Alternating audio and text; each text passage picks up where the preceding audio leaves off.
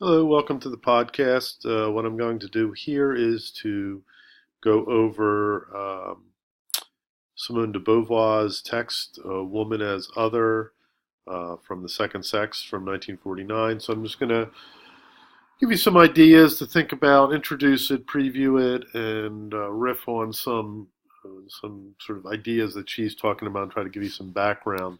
I've already posted, as usual, in the DB prompt. Um, the breakdown of the text, sort of the core sort of lecture notes. So this is just, in addition to those and working on those ideas, extending those ideas.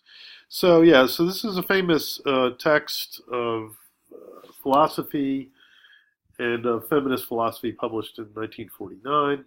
And so we're reading the introduction to this text. We don't have time to read the whole thing. It's a very long text and a very good text as well. So we just have time to read the introduction and develop the ideas. So keep in mind that it is an introduction. Okay, that her tone, her style is.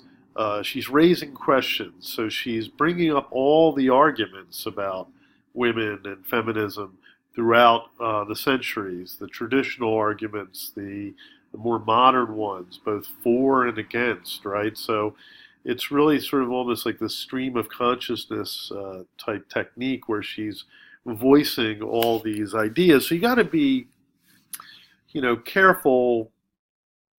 She's obviously, making an argument for women, for the liberation of women, for the equalizing of women within human culture. Okay, but she oftentimes, will make the, say this is the argument, this is the masculine or the misogynistic argument against women, or the patriarchal argument against women, and so she'll just review it, right? So what you want to keep in mind is that she's putting out the arguments. It's not like she's really defending any of these arguments. So sometimes students have a problem or they misconceive how she's doing things. So just keep that in mind. So she starts off by talking about, wow, this is such an irritating subject. I wish I didn't have to write about it, right? But she does, okay?